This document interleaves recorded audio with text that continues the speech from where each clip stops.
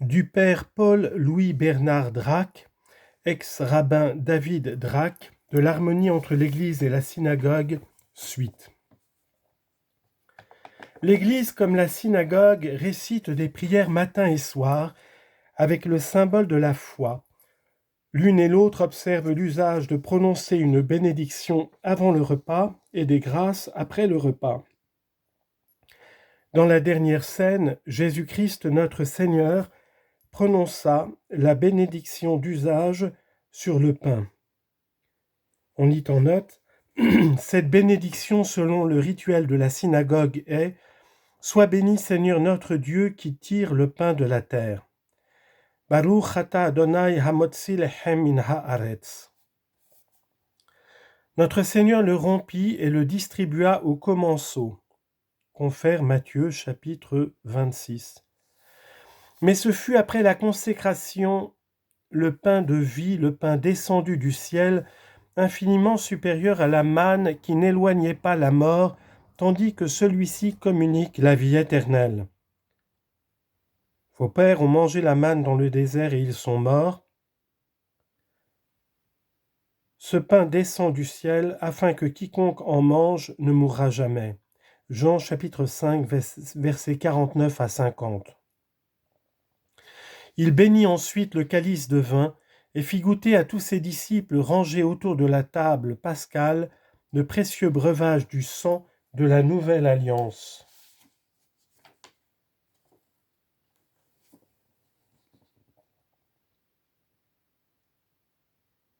Confère Matthieu chapitre 26, verset 28.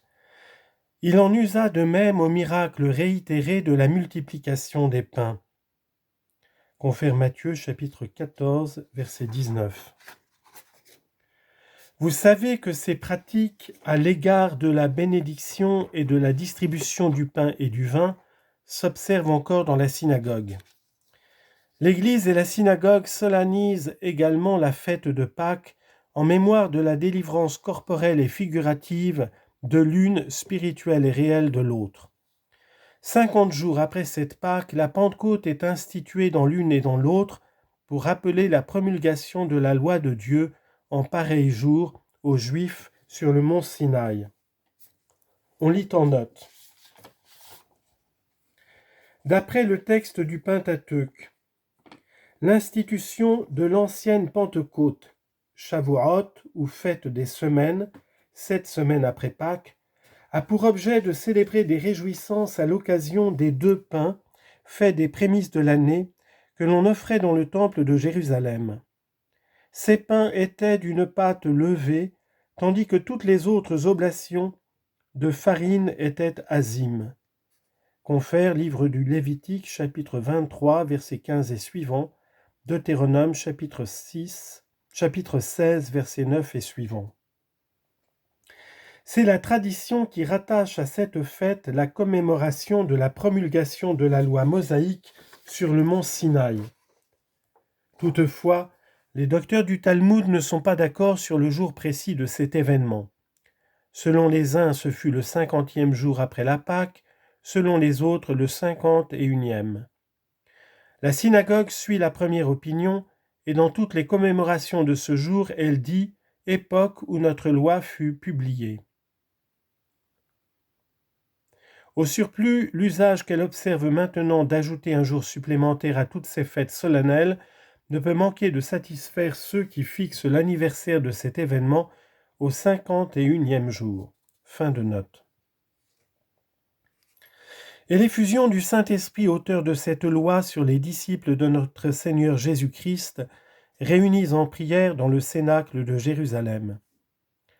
Le prêtre catholique, comme le sacerdote juif, on lit en note, notre terme prêtre ou ministre ne rend pas exactement le Kohen de l'hébreu, qui désigne un lévite de la race d'Aaron, laquelle était exclusivement chargée des sacrifices du temple de Jérusalem ou des tabernacles qui l'ont précédé. À l'exemple de plusieurs hébraïsants modernes, nous avons adopté le terme latin sacerdos, réduit à la forme française. Fin de note. Le prêtre catholique comme le sacerdote juif porte en officiant des ornements particuliers selon le degré de sa consécration. On lit en note. Les ornements des simples sacerdotesses se composaient de 4 pièces. Premièrement, la tunique de lin qui se portait immédiatement sur la chair. Deuxièmement, le caleçon de lin. Troisièmement, la mitre de lin. Quatrièmement, la ceinture également de lin. Le grand prêtre portait en outre dans certaines cérémonies, cinquièmement, le rational, pièce carrée large d'un empan, ouvrage précieux, enrichi de 12 pierres fines sur lesquelles étaient gravés les noms des tribus d'Israël. Comme c'est au moyen de ce rational que l'on consultait la volonté de Dieu en s'adressant au grand prêtre, confère Nombre chapitre 27 verset 21, Juges chapitre 20 verset 28, premier livre de Samuel chapitre 23 verset 6. D'après le Talmud, traité Yoma, folio 71 verso, le droit de consulter le Seigneur de cette manière était exclusivement réservé au roi, au chef du Sanhédrin et à ceux qui étaient à la tête des affaires publiques. Dans le même traité du Talmud, folio 73, il est expliqué comment se rendait la réponse. Les caractères gravés sur le rational devenaient successivement saillants pour former des mots. À la vérité, les noms des 12 tribus ne fournissent pas toutes les lettres de l'alphabet hébreu. Il y manque le tet et le tsadé, qui entrent dans une infinité de mots. Mais le Talmud n'est pas embarrassé pour si peu de choses. Il vous assure qu'on y voyait en sus 2 mots qui ont chacun une de ces 2 lettres. Sixièmement, l'éphod, une espèce de paire de bretelles attachées avec des chaînettes d'or et se joignant vers le bas-ventre pour former une ceinture. Elles étaient enrichies sur chaque épaule d'une pierre précieuse sur laquelle étaient gravés les noms de 6 tribus d'un côté et de 6 tribus de l'autre côté. Septièmement, un pallium ou manteau, dans la Vulgate tunica, au bord duquel en bas étaient adaptées des clochettes et des grenades en or pur.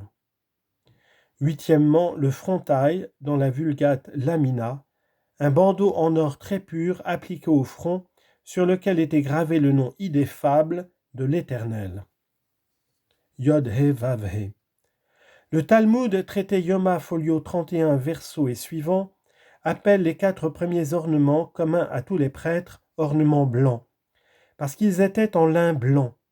Les 4 derniers que le grand prêtre seul avait le droit de porter, ornements d'or, parce que le frontail était tout en or, et qu'il entrait une grande quantité de ce métal précieux dans la confection du rational, de l'éphod et du manteau.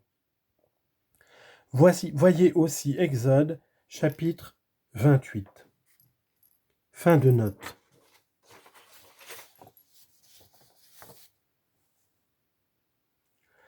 L'un et l'autre doivent se laver les mains avant de commencer le sacrifice.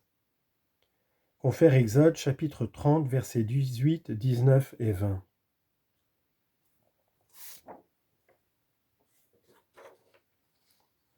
C'est une obligation stricte pour l'un et pour l'autre d'étudier la loi de Dieu.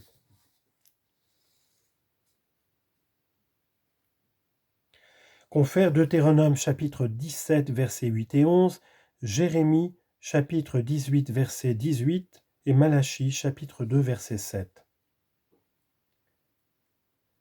Et de l'enseigner au peuple.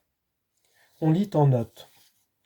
Toutefois, l'absence d'instruction dans la loi de Dieu n'était pas, dans l'ancienne synagogue, un empêchement à l'exercice du sacerdoce qui était inhérent à la naissance. Témoin cette décision du Talmud, traité Horiot, folio 13 recto, le bâtard fruit d'un inceste, instruit dans la loi, a le pas sur le grand prêtre ignorant. Voyez Maïmonide, traité de l'étude de la loi, chapitres 3 et 52. Le terme mzammer, dont se sert ici le Talmud, désigne le triste fruit d'un commerce incestueux.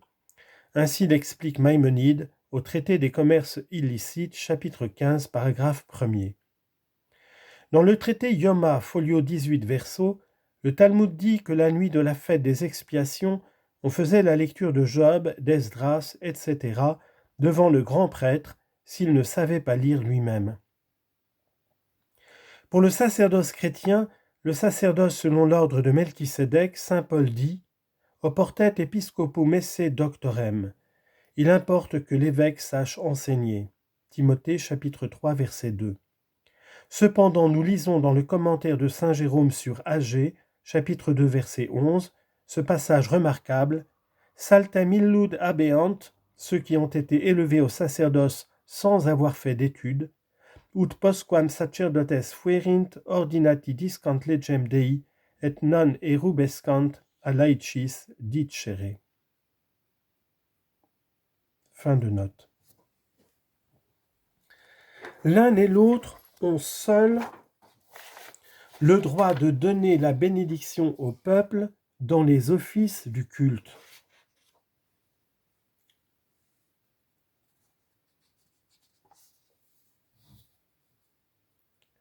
L'Église prie au nom et par les mérites de notre Seigneur Jésus-Christ qui s'est sacrifié volontairement pour nous sur la croix du Calvaire. Isaïe chapitre 53 verset 7, Philippiens chapitre 2 verset 8.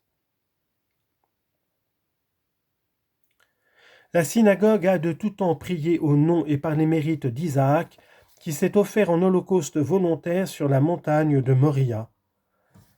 On lit en note. L'usage de prier ainsi existe de temps immémorial dans la synagogue. Les traditions les plus anciennes et les prières actuelles de la synagogue en fournissent des preuves nombreuses. Nous les avons rapportées et développées au long dans notre dissertation sur l'invocation des saints dans la synagogue. Nous bornons à citer ici quelques passages de la paraphrase chaldéique de Jonathan ben Chouziel, antérieur à Jésus-Christ. Le chapitre 9 du Lévitique rend compte de l'installation d'Aaron et de ses fils en qualité de sacrificateurs. On y voit clairement que les sacrifices n'avaient pour but que de rappeler celui d'Isaac, c'est-à-dire de figurer la divine victime du calvaire dont Isaac était l'antitype. Au verset 2, Moïse dit à Aaron « Tu prendras un bélier pour holocauste afin qu'il te soit appliqué le mérite d'Isaac que son père a lié comme un bélier sur la montagne du culte. » Au verset 3, « Dis aux enfants d'Israël, présentez un agneau afin qu'il vous soit fait application du mérite d'Isaac que son père a lié comme un agneau. » Michée chapitre 7 verset 20, « Souvenez-vous, ô Dieu, en notre faveur, comme Isaac a été lié sur l'autel pour vous être offert en sacrifice. » Cantique chapitre 1 verset 13, « Alors Moïse retourna et pria devant le Seigneur pour les enfants d'Israël, et le Seigneur se souvint en leur faveur d'Isaac, que son père avait lié sur l'autel dressé sur la montagne de Moria. » La synagogue a un nombre prodigieux de prières qui ont pour objet de demander l'application des mérites d'Isaac. Les Juifs ne comprennent pas qu'Isaac n'est autre chose dans ses oraisons que le médiateur par qui seul on arrive jusqu'à Dieu.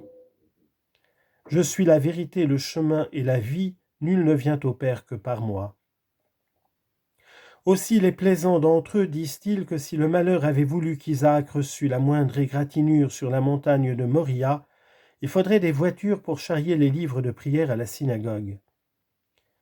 Les chrétiens mieux instruits ne trouvent point du tout fastidieux de répéter continuellement au nom de notre Seigneur Jésus-Christ. Per Dominum nostrum Iesum Christum. Par notre Seigneur Jésus-Christ.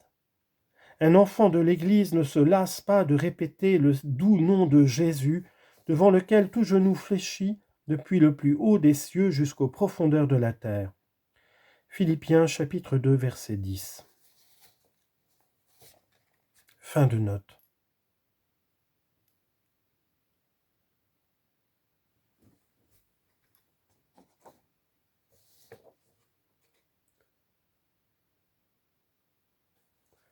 L'Holocauste perpétuel.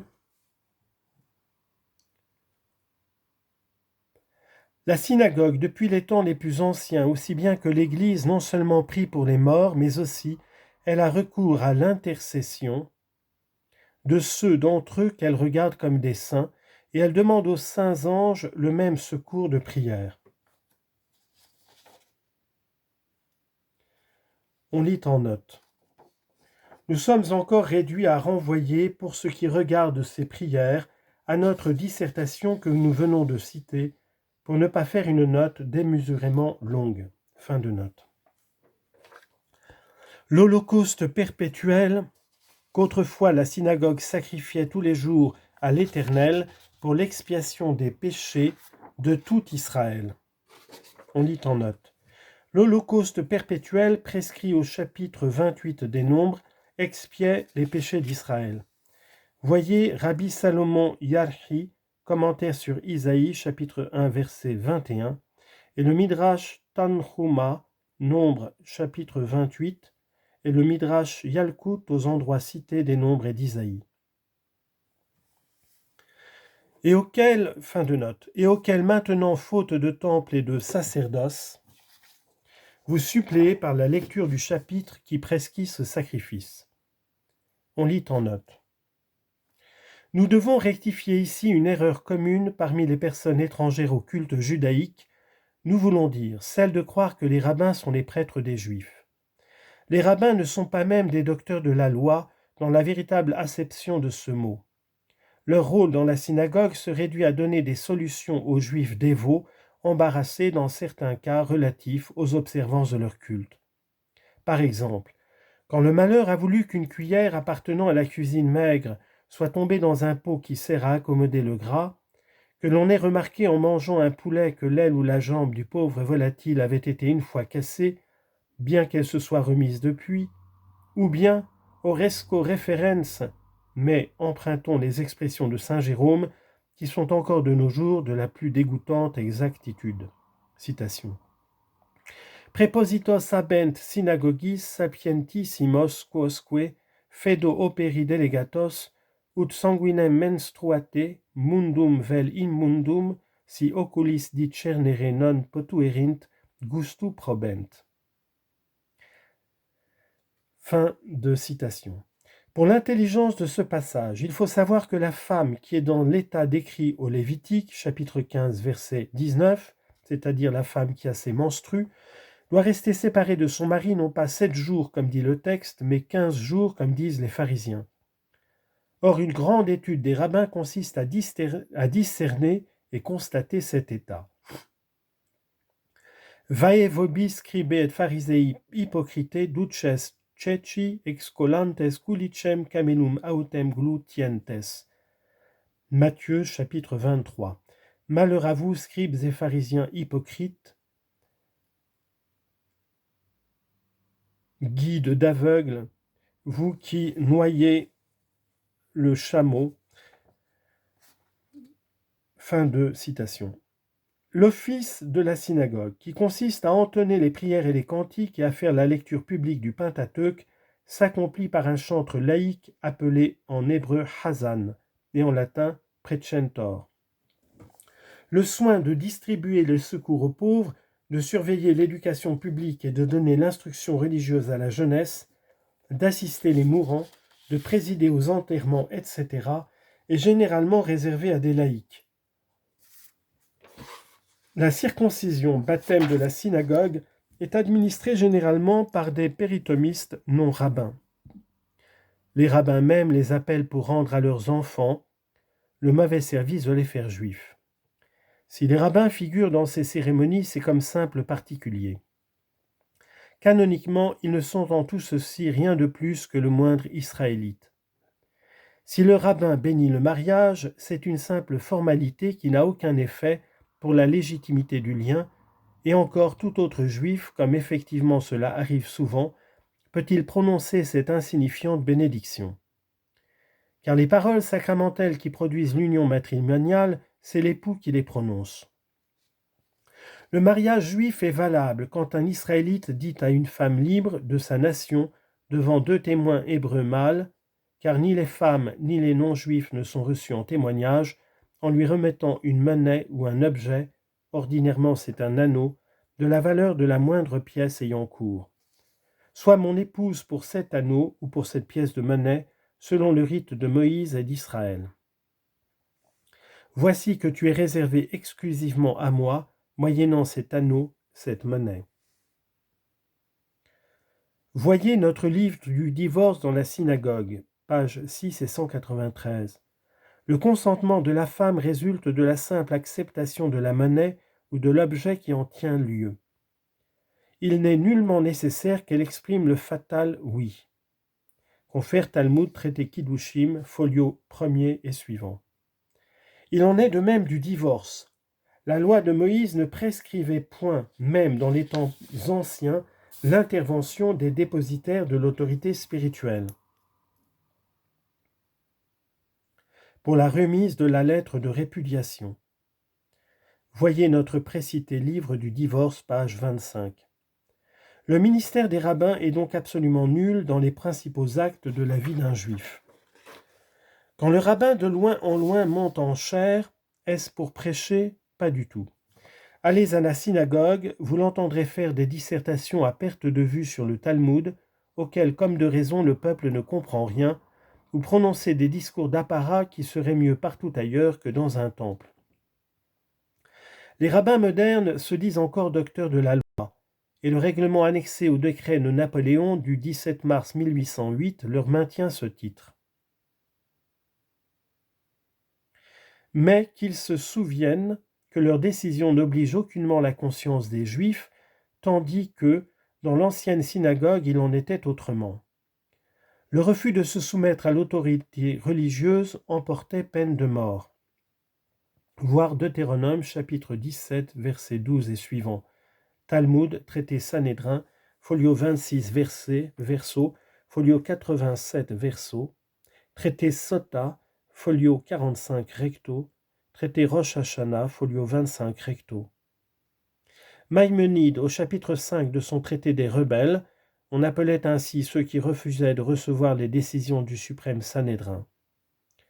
Au reste, le Talmud dit positivement que depuis la dernière, il pourrait dire définitive, dispersion des Juifs, il n'y a plus de docteur en Israël, parce que l'imposition des mains, une fois interrompue, ne peut plus se reprendre.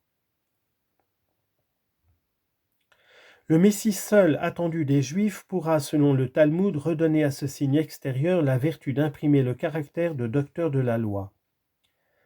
Voyez Talmud, traité Sanhédrin, folio 13, verso et folio 14, recto, traité Aboda Zara, folio 28, verso, Maïmonide, commentaire sur la Mishnah de Sanhédrin, chapitre 1, paragraphe 3, et son traité du même titre, chapitre 4.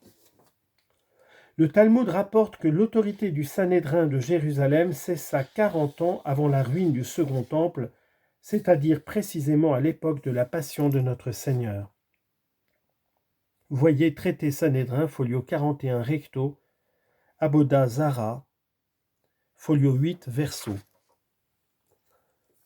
Le consummatum est, prononcé du haut de la croix par l'arbitre du monde, fut l'arrêt de la dissolution éternelle de ce corps célèbre. On lit en note. Rabbi David Gans dit dans sa chronique, année 3788, que c'est à la même époque que le sanctuaire du temple de Jérusalem s'est ouvert de lui-même. Voyez aussi Talmud, traité Yoma, folio 39, verso. Il s'agit ici du voile fermant l'entrée du Saint des Saints, c'est-à-dire le sanctuaire intérieur. On sait qu'un des phénomènes qui éclatèrent au moment où la nature fut consternée du plus grand crime dont elle ait jamais été témoin, fut le déchirement de ce voile dans toute sa longueur de haut en bas. Confère Matthieu chapitre 27, versets 50 et 51, Marc chapitre 15, verset 38, Luc chapitre 23, verset 45.